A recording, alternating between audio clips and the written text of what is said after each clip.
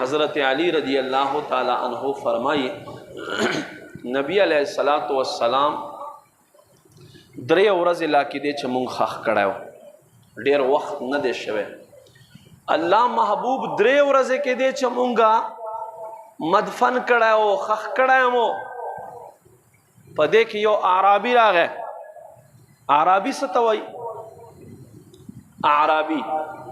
یو عربي وي یو اعرابي وي عربي هغه چې عربي وایي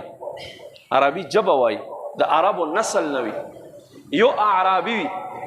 عربي چې د عربو د کلو د مضافاتو د بانډو اوسېدونکی وي هغه ته اعرابي وایي فرمایي یو اعرابي راغی الله محبوب قبر خواته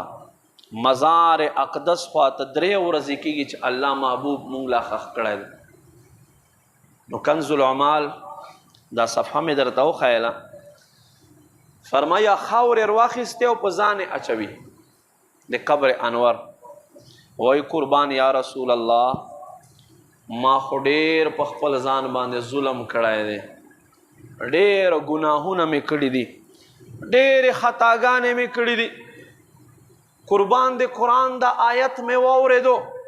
الله فرمایي ولو انهم اذ ظلموا کچیرته دوی ظلمو کې انفسهم په ځانونو خپلو جاؤکا اے خیسته محبوبه تا خواته د راشي نو څه دې وکړي فاستغفر الله دلته د الله نه توبه وباسي الله نه د بخښنه وغواړي واستغفر لهم الرسول اے د الله حبیبه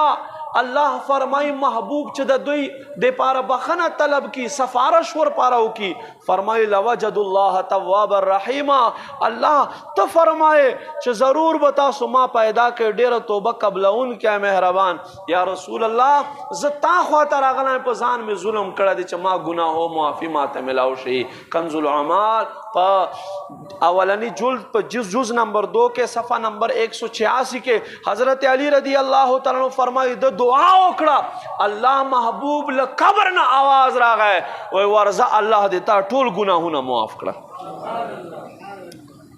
نبی علیہ السلام له قبر نه आवाज راغی حج په مکه کې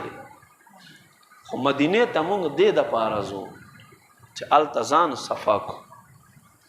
ځان صفا کو چې ځان دې صفا شي او زه دا وایم چې خوش قسمت دي خلک چې حج یا عمرې ته لاړ شي او اول مدینې ته لاړ شي ولې چې بیا به خانه کعبې ته ته په داسې حالت کې ورځې چې مخکې نه به ستا ګناهونه الله حبیب لرې کړي وي تا نه هلته به تا مسجد نبوي شریف کې توبې باسلې وي او هلته توبه الله قبلوي قرآن آیت دی نو ما عزتمندو قدرمندو مدینې منورې ته تګ مقصد دا دی چې سړی د خپل ځان له ګناهونو نه صفا کړي